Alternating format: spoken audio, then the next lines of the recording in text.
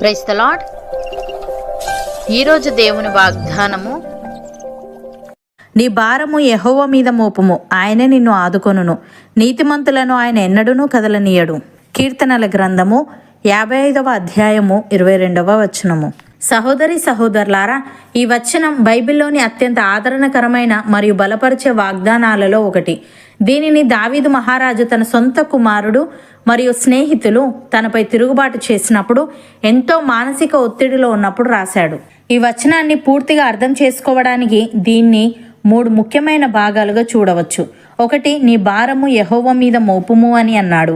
ఇక్కడ భారము అంటే కేవలం బరువు మాత్రమే కాదు, మన మనస్సును కృంగదీసే చింతలు, భయం, కుటుంబ సమస్యలు, అనారోగ్యం లేదా భవిష్యత్తును గూర్చిన ఆందోళన అని అర్థం. మోపము అంటే ఆ బరువును మనం మోయకుండా దేవుని పాదాల చెంత వదిలివేయడం.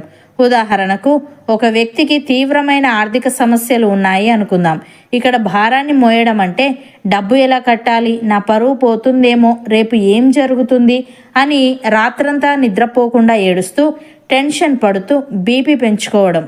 దీనివల్ల సమస్య తీరదు, పైగా ఆరోగ్యం పాడవుతుంది. భారాన్ని దేవుని మీద మోపడం అంటే, ప్రభువా, నా ఆర్థిక పరిస్థితి నీకు తెలుసు, నేను కష్టపడి పనిచేస్తాను, కానీ నా అవసరాలు తీర్చడం నీ బాధ్యత. నువ్వు ఏదో ఒక ద్వారాన్ని తెరుస్తావు అని ప్రార్థించి ఆ చింతను వదిలేసి ప్రశాంతంగా నిద్రపోవడం. భారాన్ని మోపుట అంటే సమస్యల గురించి పట్టించుకోకపోవడం కాదు, సమస్య ఫలితం గురించి భయపడటం మానేసి ఆ ఫలితాన్ని దేవుని నిర్ణయానికి వదిలేయడం. రెండవదిగా, ఆయనే నిన్ను ఆదుకొనును అని ఉంది. ఆదుకొనును అంటే పోషించుట లేదా పడిపోకుండా పట్టుకొనుట అని అర్థం. దేవుడు మన సమస్యను తీసివేయడం ఒక ఎత్తు అయితే, సమస్య మధ్యలో మనం కూలిపోకుండా నిలబెట్టడం మరొక ఎత్తు.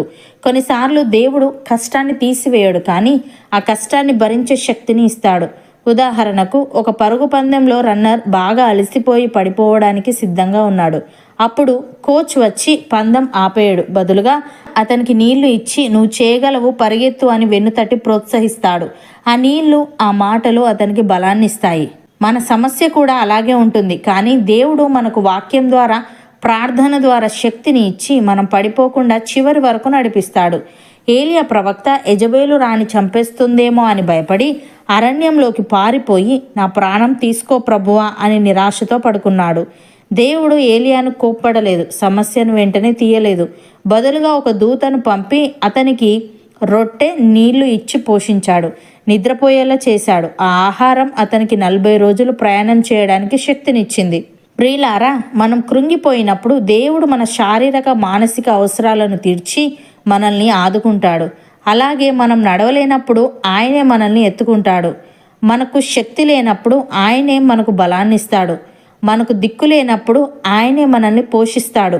మూడవదిగా, నీతిమంతులను ఆయన ఎన్నడూనూ కదలనీయడు అని ఉంది. అంటే దేవుణ్ణి నమ్ముకున్న వారి జీవితంలో కష్టాలు రావచ్చు, కానీ ఆ కష్టాల వల్ల వారు నాశనం అయిపోరు. దేవుడు వారిని స్థిరంగా నిలబెడతాడు. ఉదాహరణకు, ఒక ఇల్లు గట్టి పునాది మీద కట్టబడింది, మరొక ఇల్లు ఇసుక మీద కట్టబడింది. ఒకరోజు భయంకరమైన వరద వచ్చింది. ఇసుక మీద కట్టిన ఇల్లు వరద తాకిడికి కూలిపోతుంది, అది నాశనం అయిపోతుంది. కానీ బండ మీద కట్టిన ఇల్లు కూలిపోదు, ఎందుకంటే దాని పునాది గట్టిది. నీతిమంతుని జీవితంలో కూడా సమస్యలనే తుఫానులు వస్తాయి, కానీ దేవుడనే బండ మీద ఆనుకొని ఉంటాడు కాబట్టి అతను స్థిరంగా నిలబడతాడు. ప్రియులారా, దేవుడు పట్టుకున్నప్పుడు మనం పడిపోము. ఒకవేళ పడినా లేవలేనంతగా నాశనము కాము. సమస్య వచ్చినా మన విశ్వాసం పోదు, నష్టం వచ్చినా కోలుకోలేనంతగా చితికిపోము. నమ్మిన వారు నాతో పాటు ప్రార్థనలో ఏకీభవించండి.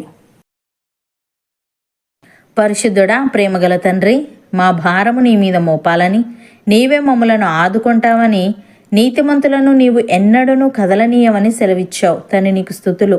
దేవా, భారాన్ని మోపుట అంటే సమస్య గురించి పట్టించుకోకపోవడం కాదు, కానీ సమస్య ఫలితం గురించి భయపడడం మానేసి ఆ ఫలితాన్ని నీ నిర్ణయానికి వదిలేయడం. గనుక మేము మా భారాన్ని నీ మీద వేసి నిశ్చింతగా ఉండుటకు సహాయము దయచేయమని, మేము కృంగిపోయినప్పుడు నీవు మా శారీరక, మానసిక అవసరాలను తీర్చి మమ్మల్ని ఆదుకుంటావు గనుక, మేము నడవలేనప్పుడు నీవే మమ్మల్ని ఎత్తుకుంటావు గనుక, మాకు శక్తి లేనప్పుడు నీవే మాకు బలాన్ని ఇస్తావు గనుక, నీకు కృతజ్ఞతలు చెల్లిస్తూ మేము నీ మీద విశ్వాసంతో నీలో స్థిరంగా ఉండుటకు కృప చూపమని, మా జీవితంలోని సమస్యలని, తుఫానులన్నింటినీ తొలగించమని యేసుక్రీస్తు నామమున ప్రార్థిస్తున్నాము తండ్రి. ఆమెన్.